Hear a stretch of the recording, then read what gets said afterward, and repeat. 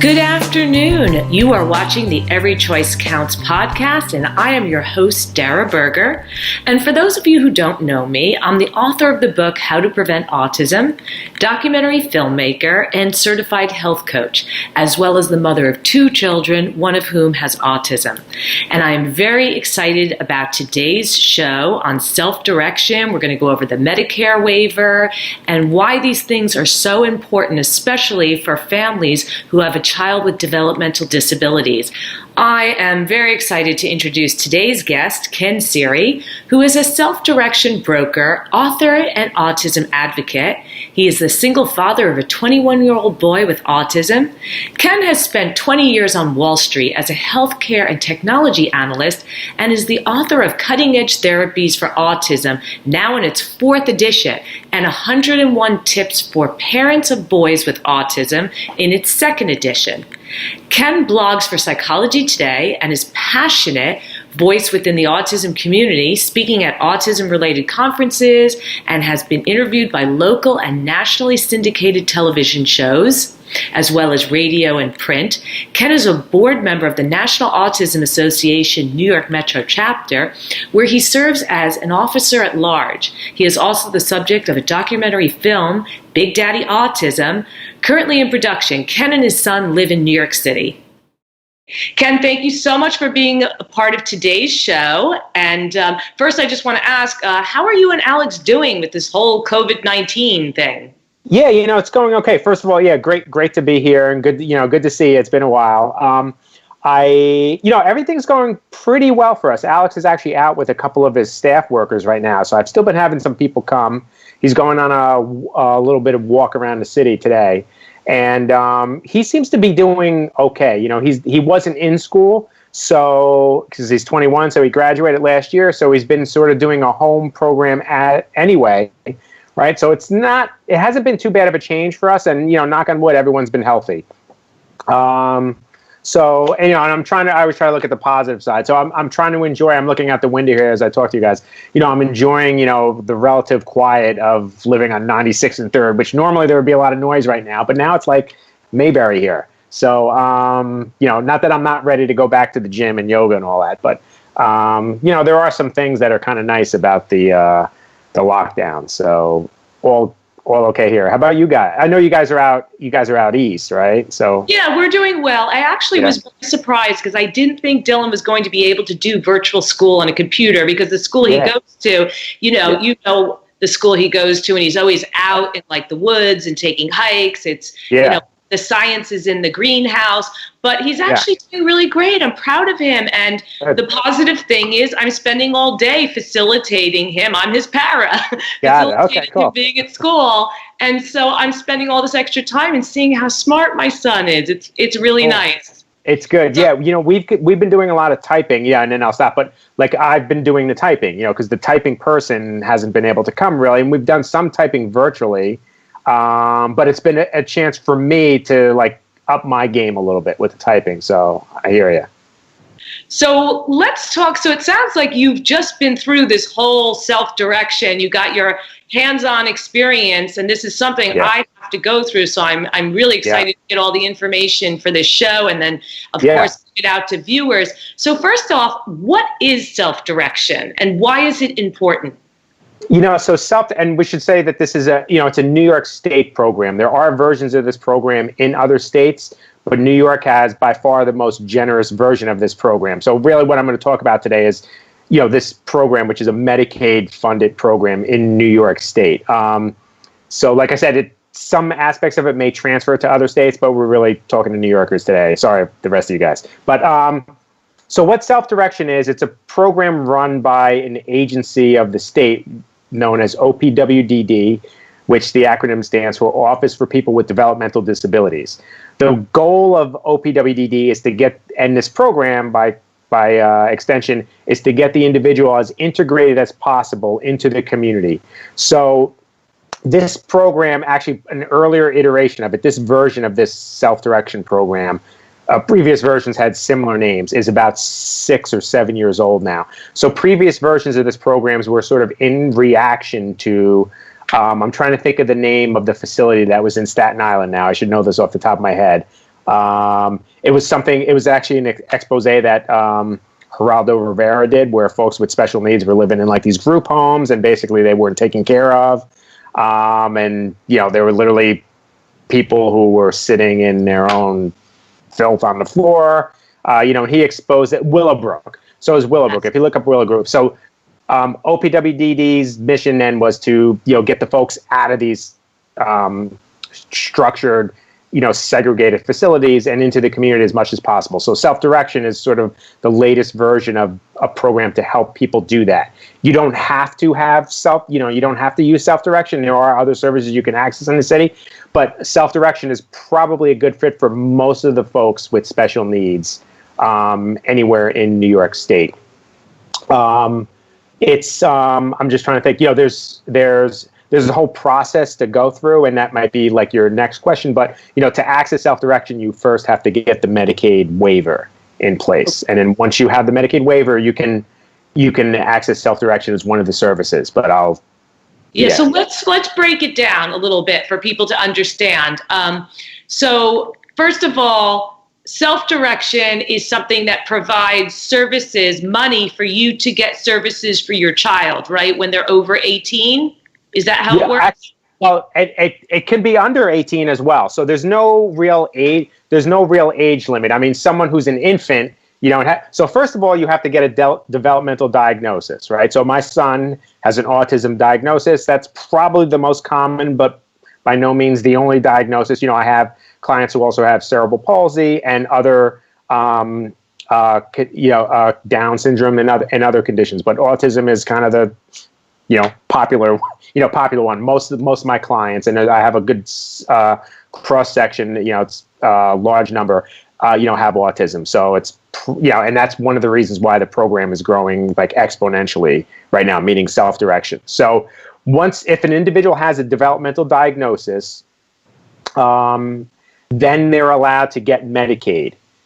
So normally Medicaid is a federal/state program to help people who are living below the poverty line, right?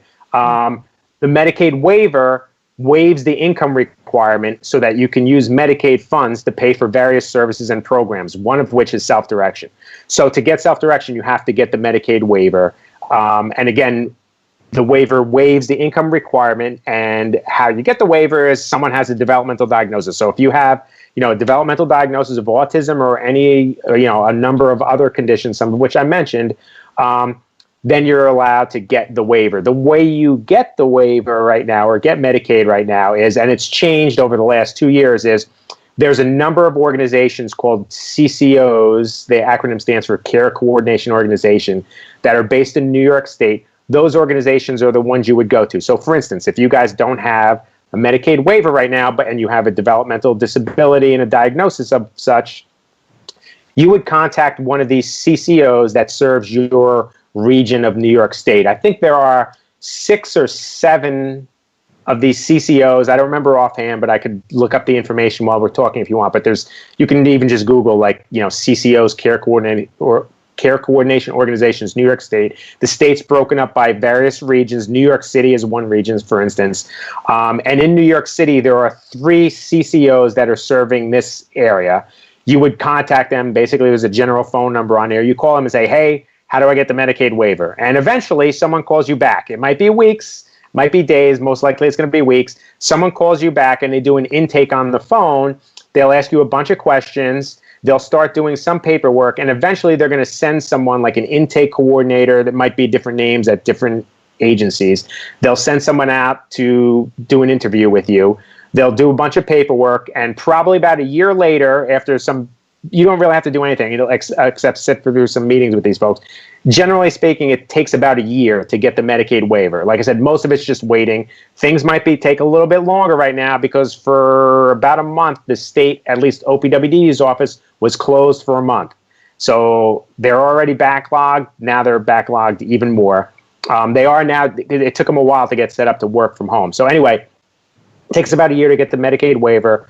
You contact one of these CCOs. The things you usually need to, and this is not really what I do as a self-direction broker, but I went through it as a parent, as you mentioned. But They're going to want the diagnosis. So if you don't have a diagnosis, they could set someone up to get you a diagnosis, and Medicaid will pay for it. They'll also probably want a doctor's physical. They're going to do an interview. So there's just a lot of paperwork that has to get done. And for me, when I did it for Alex, like I said, it was a while ago now. This was more than 6 years ago, because self-direction we've had for a little over 6 years. The Medicaid waiver I probably got when Alex came to live with me in the city, which was when he was 9. So that was like almost 13 years ago. We put in, at the time I was told it would take a year. It took about 6 months to get Medicaid. And Alex actually got a Medicaid card, meaning he could use it as his insurer, which is what he does now. And you could also then potentially get like SSI, payments. You can also get, lower priced transit cards, Accessoride, all these other various services. You need that in place. And then now, so let me stop you. Yeah. So because we launched right into the Medicaid waiver, which is so important, and I'm glad you brought everybody through the steps. But just so people understand, why is self-direction important?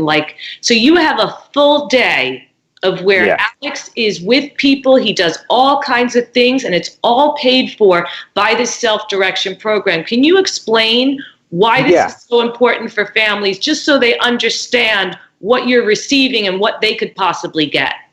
Yeah, so let's talk about the end, because that's a good way to, because if I start talking about the paperwork and the process, and that's going to take you all this amount of time, you're like, I'm not doing this. But I should talk about the benefits first. So here are the benefits.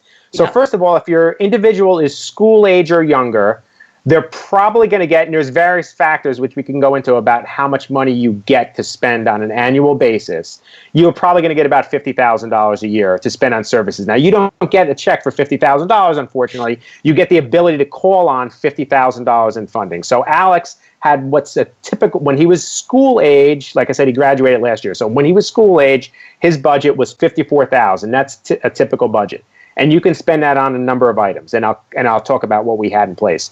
Now that Alex has graduated last year, his budget increased to $139,000, which again is typical. And he'll have $139,000 as long as he lives in New York State. So what's important is you're talking about millions of dollars over the course of an individual's life. As long as they're in New York State, I'm pretty sure most people would be happy to take millions of dollars to pay for services, even if it comes with a little bit of bureaucracy. So that's what we're talking about, dollars to pay for services and to help the individual to be independent longer term, and to pay for stuff when we're gone, right? Because most, our kids are probably going to outlive us. So even though we all talk about trying to be, and when we're not in COVID land here, I'm working out all day to try to live as long as possible. But it's a lot of money to pay for stuff long run. So that's what we're talking about, 50 something. So during school time, like I said, Alex had $54,000. What we paid for staff. So staff would be it's called community habilitation. There's different types of staff, but most of it's community habilitation. Basically, that means someone comes and does stuff with Alex. It could be daily living skills, teaching him to brush his teeth. It could be going for a walk in the community like he's doing today. It could be maybe going to the gym. We have a gym downstairs in the building. Alex had the gym paid for, personal trainer paid for, and someone brought him down there. He also had swimming lessons, paid for, the pools paid for, and that kind of thing. He also had transportation reimbursement. So if we rent a car and we go to my parents' house in New Jersey, I can reimburse the mileage.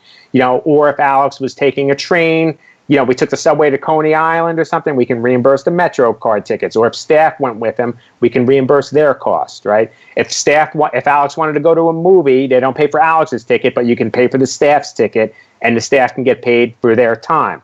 And then classes. Alex is into art, so we have an art class paid for free. I mentioned already the personal training and swimming. He was also learning how to play the piano. Alex is nonverbal, so he's been learning how to type. We have that paid for. So, all these things. And for 10 years, I basically didn't work as a single parent. I couldn't pay for any of that stuff.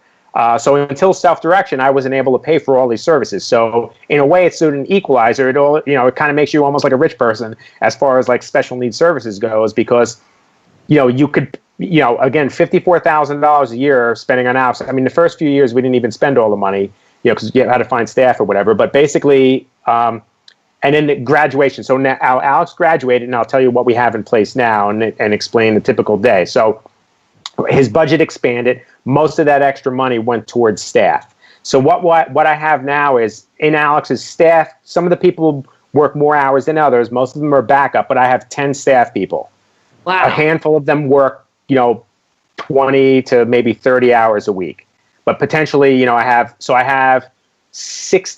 about 60 hours a week available in the budget. And you work with a broker, which is what I do, to design the budget. So you allocate the money based on various factors. And we could talk about that. There's different caps and there's a lot of rules, which is why you need a broker. You actually have to have a broker. You can be your own broker. You have to take the courses. But anyway, but just sticking to what's available. So what Alex does right now, $139,000, 60 hours a week of staff time with, like I said, about 10 staff people. They get paid directly. I don't have to do anything. All I have to do is go on the computer, once a week and click off a button that the staff put in there. They put in their time electronically, and I click it off. They get paid directly by the fiscal intermediary, which besides the individual and the broker is the third person sort of on the team here for self-direction. Fiscal intermediary basically are independent, not-for-profit organizations that stand between the state, OPWDD, and you, and they're the ones who manage the money, pay the bills, and do most of the paperwork. And they make the payments. So the staff gets paid directly, and then, like I said, I still have art. I had 2 art teachers, 2 music teachers. He was going to the Endeavor program up in Rockland, County once or twice a week, which was like a full day. That's also a class. And he's got the personal trainer and the swim instructor. All that stuff paid for directly by the budget. I don't have to put $1 out. And that's basically what we're spending the budget on now. So now he's got, once the COVID's done here, 2 days a week, he goes up to Rockland County. We live in the city for people's information. He goes up there and he works on the farm and does other like arts and craft type of stuff for a day. And then the other days I have staff here. They take him out in the community. They'll take him to his gym, or sometimes they'll take him to the gym themselves, like for an extra workout. I'll give them money and they'll go run some errands for us. We're talking about joining like a gardening group in Central Park because that's free, but the staff can go with him. And then also he's doing like intensive typing training. So again, he's nonverbal and he's been learning how to type. So I have someone come in, they get paid directly by the FI and they work with him on typing. So he's actually made more progress, in like a year than he did in several years of school. And so that's pretty much the team. And then last year, again, just, send single parent, I hadn't done anything. Well, last year I actually went away for a weekend for the first time in a while. And I had staff 24 hours, like rotating through the apartment for the weekend. While I was away. So, and again, I don't have to, other than signing some papers here and there, I don't have to do that, I have to do that much. And this is something we have and Alex has in place forever. Now, we also actually get money towards our rent now also as well. So, really? And that's another process so that you can also get like housing reimbursement. So one of the things longer term is, so that's what, so that was sort of a little explanation of school age budget, what you could spend it on some classes and staff. And then when they graduate, we're spending some money on housing, more staff, more programming. Other things that we're not using the budget for because I have it allocated into these other areas are, I could potentially have Alex, contribute money towards, the internet and phone, utilities, and again, transportation reimbursement. I'm not using that because I'm using all that money in other categories. But right. Those are... And there's other things you can spend money on, but those are the general categories, staffing, programs, and reimbursements for things such as housing and transportation. So basically, and, yeah, go ahead, yeah. So basically, he could potentially get a job, and you could get staff to go with him to the job. He could. People could have their child go to college, some sort of special needs program and have staff go with them. So it sounds like it's really kind of endless as long as it's, for the child and, to obviously help them. So so basically give us a typical day right now, because there's a lot of parents who, like me, wait a really long time. My son's going to be 16. And by the time I get this waiver, he'll be 18, and so give us a typical day that Alex has right now. So I'll talk about pre-COVID times or whatever like that if you want. So I'll give 2 days, because when he goes to the farm, the program in Rockland, it's a little bit different, right? So he would get up at 7:00, and at 8:00, our neighbor who does the driving, Mike, who you know, so Mike picks Alex. Alex's ComHab worker comes to the apartment, picks him up. They walk down the street, they hop in the car, and they drive to Rockland County, and then he's there for the day. A day there is probably 5 hours, I'd say. Okay. And what they do is, the way they charge it is by hour. So they say it's 4 hours of classes, and they don't charge for lunch, right? So for 2 hours, they might go on a hike. They might do some arts and crafts. They might feed the animals. They might do some gardening. They might set the tables in like the retired folks area. So those are some of the programs there. Longer term, we're talking about other programs, more arts and crafts, potentially educational type programs there, meaning like maybe there's a typing person up there. Maybe there's someone who's teaching music up there. So that's what he does on a typical Monday, and once we clear this COVID here, on Fridays. The other day might be, Alex, I might have a staff person get in here at 9 a.m., right? And Alex is up, and they'll do stuff with him. And then that day might depend. So I might have, like on Friday, actually, the piano guy's coming at 11, so they might be here and do piano. But they might also go for a walk. Sometimes Alex will do laundry. That he tends to do with the home health aide, which is in the evening, but sometimes he may do laundry during the day. So they may go to the gym. And then the person who does typing with Alex, who's really good, she comes in anywhere 2 to 4 times a week. So they may work with them for an hour or 2 hours during the day. Sometimes Alex goes and sees Chris down the street, and the guys may go hang out and do like puzzles, or go on the roof and get something to eat. Sometimes they go to the gym together. So there's a little bit of everything. And like I mentioned, like one of the things that another client's son does down the street is I mentioned before, going to Central Park and maybe cleaning up. So there's some volunteer groups in there. Those are free. You can join the volunteer group, but they can go with a worker, a ComHab worker, and kind of do stuff. Or you could do it on your own. One of the things I know they have at Central Park, and I was just talking about another client with this yesterday, and I think I'm going to have Alex do this with a couple of the other guys in the neighborhood, is just give the guys their own like little trash picker-uppers, little squeeze thing, and to pick stuff up, and take a garbage bag and go clean up the park. Right. It's just as something to do. Alex also likes to do puzzles, so that's what he'll do in the house here. You could potentially, so I mean that's what we're doing with it right now.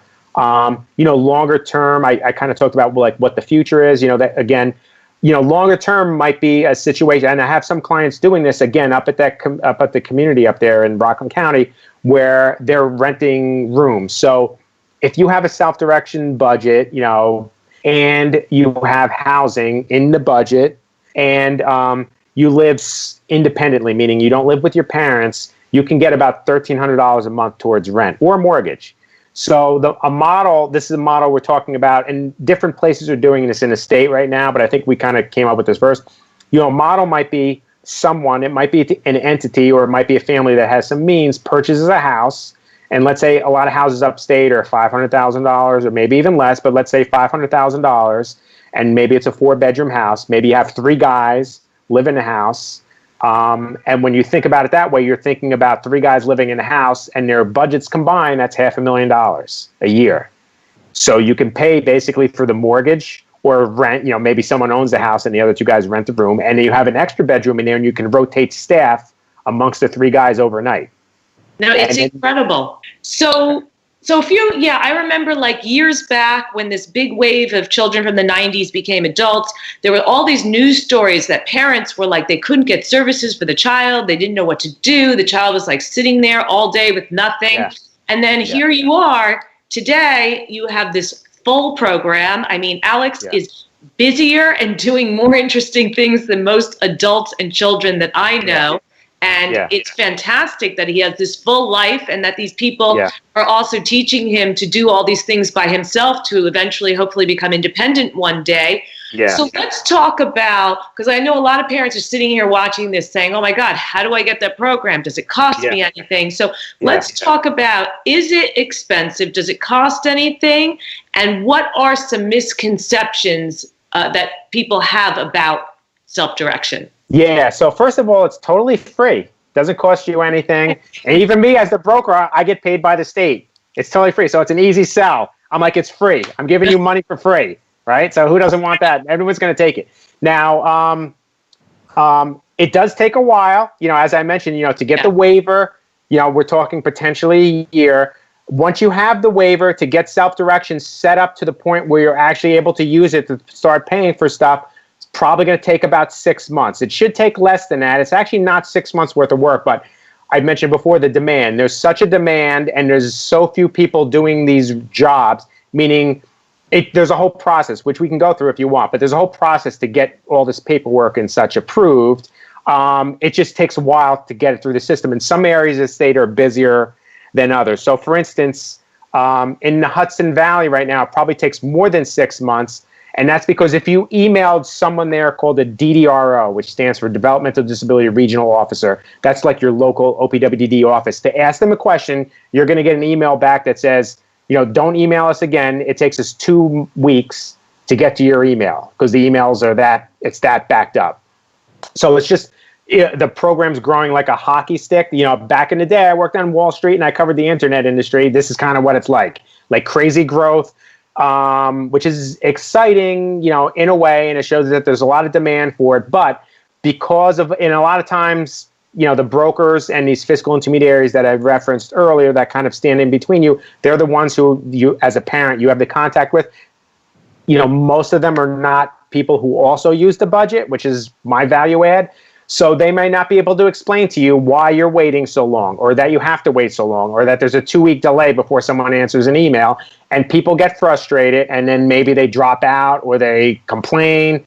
And we're already frustrated. We already got a difficult road as it is. Don't make it more difficult. So what I will tell you is, that's not a misconception. That it's potentially frustrating. If you're not told what the expectation, I'm not going to tell someone, oh yeah, you're going to have self-direction in like 2 weeks or like a month. It's, just. And I'm going to tell you, I just want to interject one thing. I have spoken to parents at my son's school who it painfully took them 2 years. So the one thing I just want to tell parents that you were really lucky you did it a while ago.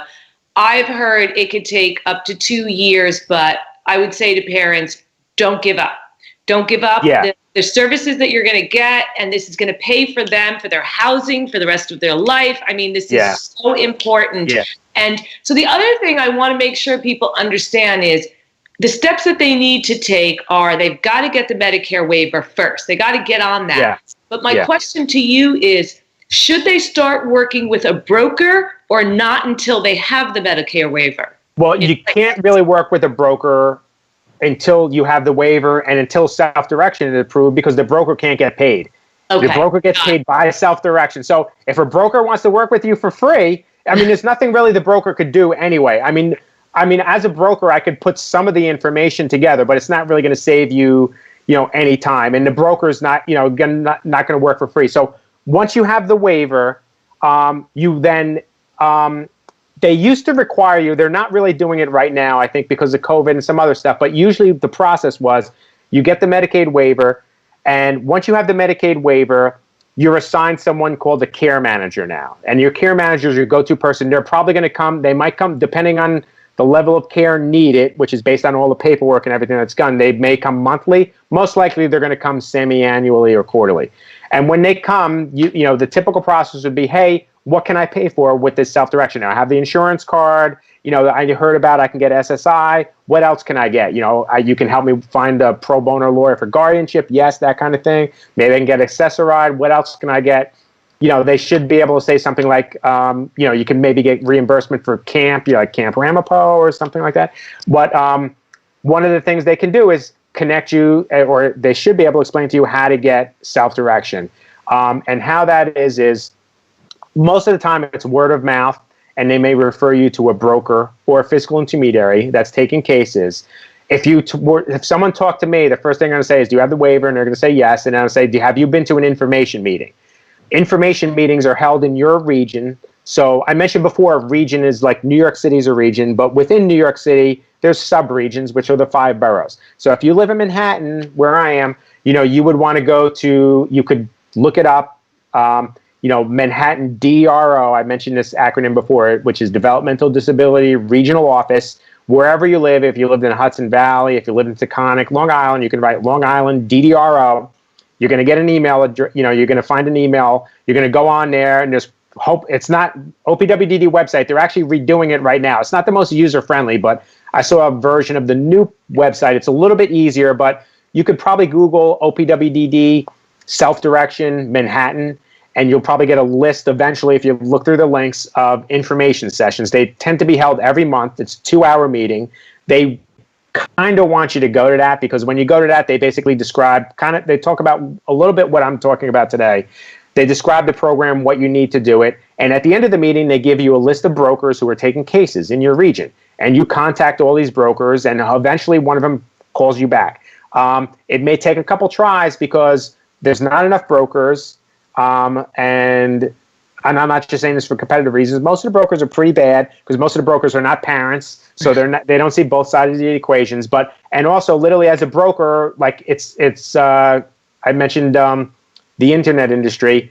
Every day I turn people down because I have, I'm not even on any of the broker lists because I don't want anyone calling me because I don't want to turn them down. So it's kind of word of mouth. So there's a lot of demand. So brokers are in demand. I did mention you could be your own broker. You can't pay yourself as a broker on your child's case, but then you don't have to pay someone else because I get paid out of the budget, right? So I can talk about that. So you can save that money in the budget, and that might be most people, maybe that's what makes sense longer term. I mean, a broker could charge up to $2,000 per year. So, out of 54, $139, $2,000 may not be that bad. And we may not use the whole $2,000. It's a whole invoicing process, which it doesn't make sense really to go through now. But, longer term, once you have a good sense of the program, maybe you don't need the broker. However, it's kind of good to have a broker because, longer term, again, we're talking about, and I always want to reiterate this, it could be frustrating in a year, even 2 years to set it up. It shouldn't take 2 years. That's most likely means someone made mistakes or your area is really, really, really slow. 2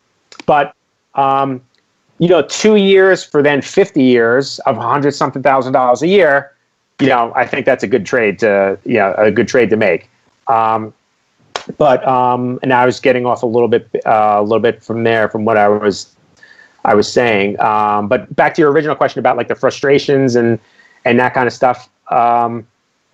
It can be frustrating, but like I said, keep your eye on the prize. At the end of the day, it will be. And one thing to keep in mind, if you do get connected, and most of my cases are transfer cases because sometimes the brokers disappear. If someone doesn't respond to your emails for a week, you can fire the broker, you can fire the fiscal intermediary and hire another one because they are getting paid to provide, the service for you. The thing is, right now, at least, there's a supply-demand imbalance. There's more supply of you than there is, of the broker, meaning of the client. So, as a broker, if someone were to fire me, I could replace them tomorrow, so I'm not going to worry about it. But that doesn't mean you should settle for subpar service. So, and I've been training like some brokers, and there's more brokers who are parents who are using a budget who are now becoming brokers because they're seeing it's actually a good opportunity. I work from home. I work like all day. I make more money than I used to make on Wall Street. And I'm able to monitor Alex's program. Right, That's amazing. Yeah. Now, I have a couple questions that are important for viewers who might be watching that aren't in your situation. So one would be, I'm assuming that the self-direction would pay for a group home if you didn't want the child to live with you and get services. Would that be correct? So there's a way, so I'll call it like I don't want to call it necessarily legacy, but like the traditional or agency model is that where you have the state basically taking care of things for you and someone's living in a group home, which is still possible to do. And there is a way to pay for it with the budget. What it is that if someone's living in a certified setting, which would be a group home, they don't get $139,000 because the budget itself, the document that is the budget is a macroed out Excel spreadsheet. Okay. So what that is there's different, like as a broker, you set it up and there's different selections. You don't create it from scratch. It's a template, and then you fill it in, and you could do scenario analysis and everything with it. So it's actually a pretty good document, I think. But one of the options in there is the individual living in a certified setting? If you click yes, your budget Alex's budget would go from $139 to $32,000. Wow. Because when you're in a certified setting, your day is covered by OPW. Your day is already covered, right? So when you wake up to when you go to night, sleep at night, the state's already paying for you to be in that setting. So they're not double billing, right? That would be fraud, right? Wow. So that's the problem with the certified setting. You get a small budget, 32 or maybe 20 something to kind of pay for services on the weekend and some other stuff. In most cases, not in every case, but in most cases, if you're living in a certified setting, you don't wind up doing self-direction because it doesn't necessarily make sense. However, if you're doing Dayhab's also sort of like the traditional model, right? Like where the individual lives at home, and I looked at it like all the Dayhab options in the city. Maybe the individual lives at home, but during the day, it's kind of like school. The bus picks them up, they go out and they do some stuff, and they kind of come back. That could be a good fit for some people. If you do that, you can use a self-direction budget. The amount of money that goes towards the Dayhab, though, has to come out of the budget. And I can tell you that the Dayhab providers, like the big agencies that provide Dayhab, they charge more than all those other programs I told you about. Crazy. So that's why OPWDD is pushing like self-direction. We're talking a lot of money here, right? And I mentioned a state-by-state comparison. New Jersey, I've heard, has like the second most generous version of this program. It's not exactly the same. And you get $16,000 versus, $140,000. So you're joking. No. So let me ask you another. This was my next question. So I just want to see people should, if you don't live in New York, you should move here. That's the thing. Well, and that's one of the reasons that we stayed so long, because it's very easy to get good services, especially in New York City, for your child. Yeah. They don't necessarily have the best public schools, for special needs. So you were very lucky. But my question to you is, so right now, this show was geared more towards like that person who's in New York State, which I didn't really understand. It's so different state to state. So I've learned something. Yeah. I didn't realize New York State was so amazing. I'm glad to hear that. But is there a program like this in every state that if someone's watching the show and they live in Connecticut, they live in Massachusetts, they need to call up this special office to see what program is there? Would it be a self-direction program, or is it completely different? So I don't know about all the states, right? So one of the things you're gonna, as a parent, you have to think about is, the state you live in, because I'm talking about, like I said, millions of dollars per year. In some ways, I know some people who would like, I'd like to live in Connecticut because I don't know, Connecticut's cool, or they like Greenwich more than Westchester or something like that. However, Connecticut doesn't have the same program. I know I have people. We actually do some of the typing we do in Connecticut at a special needs program there, and that program is mostly funded from charities. And the people who run that program, there's nothing like this there. They don't have a self-direction program. There's reimbursements you can get for different things, but it's nowhere near this, to the point where all of these people who are at that program, once they heard about self-direction, they're all thinking about moving to New York. Because again, over the life of the individual, we're talking millions of dollars, right? So there are, like New Jersey does have a program that's called self-direction, and I think it's Wisconsin and Massachusetts also have programs called self-direction, but we're not, it's nowhere near the same amount of dollars, So one of the, there's good and bad things about New York, right? One of the bad things is we pay a lot of money in taxes here. Yes. If you have a special needs kid, you're probably going to get all that money back, right? So literally, my calculation is, my Wall Street business I used to have, my partner lived in Florida. He's like, you should come down here. I'm like, I'll save money on the taxes, but I'm like, there's no services and we don't have anything like this to pay this. I'm like, literally, I get all my tax money back. I don't pay taxes. I mean, I pay taxes, but basically I get all that back and more.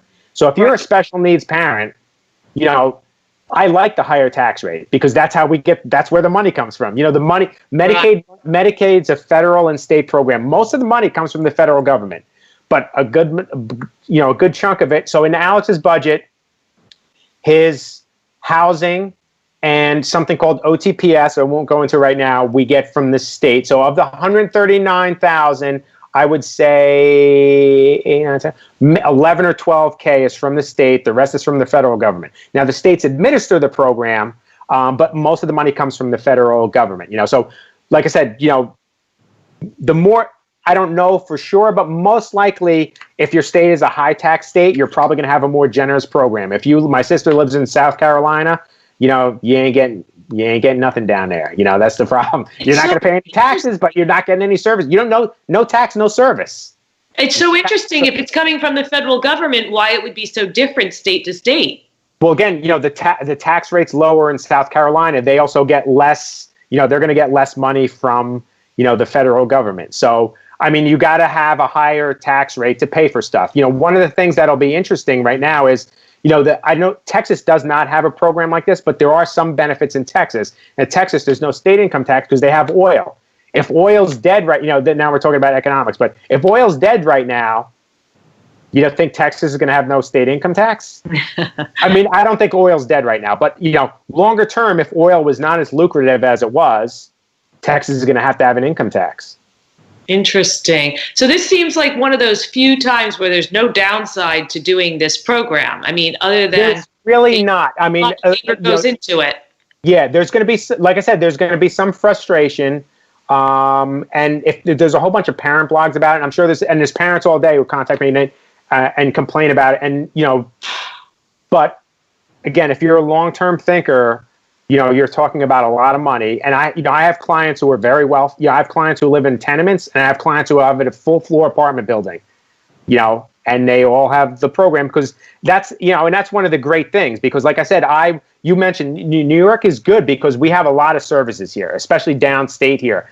There's all kind. I have someone who's, I have people who, can do RPM and typing and all that kind of stuff, like that. We have someone who specializes in cutting autistic kids' hair. It gets really specific here because the money's here. There's a lot of wealthy people here that are willing to pay a lot of money for these programs. When you have $100,000 and something to throw around like we do now, like I said, even my clients who live in projects, their kids are going and paying for the same type of services as, people who live in $1 million apartments.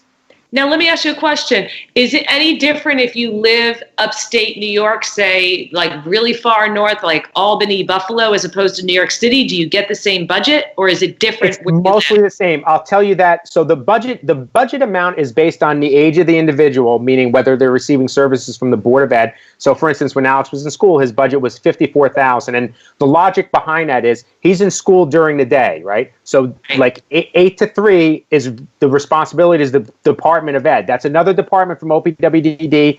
Don't take money out of my budget. OPWDD guy over there, he's paying for that part of the day. When you're out of school, you have to fill up the whole day. That's why your budget increases. Right. Now, so that's one factor. The other factor is something called another acronym. There's a lot of acronyms. DDP2. Developmental Disability Profile Number 2. It's one of the documents your care manager will do with you each year once you have a Medicaid waiver. And basically, it's a 15-minute questionnaire. When Alex brushes his teeth, how often do you have to help him? Once a week, twice a week, daily, every time. That kind of question. There's also questions about, like, are they on medications? Do they have seizures? All these things. That questionnaire, when it's input into a computer system by the care manager, yields a number of scores. 3 of those scores, the adaptive score, behavior score, and health score, a broker takes, puts them into that Excel spreadsheet budget that I mentioned. And that along with the age of an individual calculates the budget amount.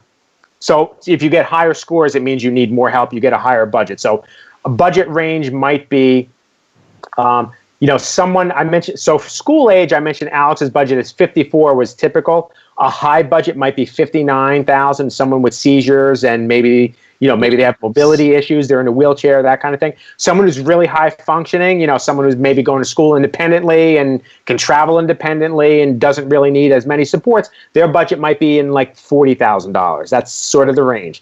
And when you talk about, again, when the graduated budget, a low budget might be 110 and a high budget might be 200,000. So that's kind of the range.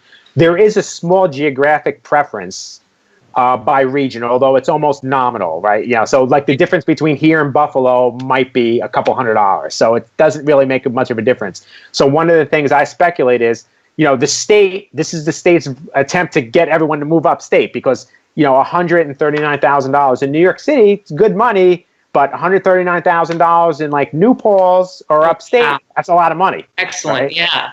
That's a good point. So that's one of the things. Longer term, it makes sense for like the folks to live upstate. And the towns upstate, there's plenty of nice towns you can find that are, looking for economic engines. And that's one of the things I talked about up in like Rockland County was, each one of these kids is worth $139,000 to you guys in your community. They're going to spend all that money in your community. You're going to buy real estate, go to the store, hire people, So, I mean, you can literally have like in mass, and that's kind of what we're doing up there. But at, in other models, a whole bunch of parents get together. They all move to Hudson, New York, and take the place over. And they have all their people there doing stuff. You hire staff. I mean, it's kind of a good deal longer term, I think. Now, a lot of parents are doing that. They're taking it upon themselves to create communities, especially like on farms and things, using the resources that they're getting from their state or local government and giving it to the community so that the children are social and have a beautiful purpose. Yeah, no, this is amazing. I really appreciate you coming today and talking about us and walking it through us. And there's a lot of acronyms and a lot going on. So we're going to put your information at the end in case anybody already has that Medicare waiver and they want to contact you. Okay. This also could be another book for you. You've written a bunch of books. I know. I don't know about a book for self-direct. I mean, it could be, because it fits within like financial stuff. The thing is, it's so different from state by state. It's difficult. Telling people how to create the program and what type of programs that are accessible for the dollars that you get from your local government. Because I would never even know, like, to think of typing and piano lessons and all these things and the aid to go do volunteer work. So, I mean, no, this is really a book. See, that's the thing. I mean, a lot of it is becoming, like I like to think outside the box, right? So I have a business background. Most of the people doing this job don't. Most of them are like social skills or, maybe something in education and stuff, and they're not necessarily creatively thinking how to use the budget, so like a lot of the stuff was sort of like figured out. So and that's the thing, like the parents are going to figure, the parents I think are going to figure it out. Like just give us the resources, which they have now in New York, and we'll figure it out. Like I said, we have to deal with like some bureaucracy, but I don't mind doing that for for the amount of money we get. No, I think it's incredible. Thank you so much for sharing all this information with us. Totally appreciate it.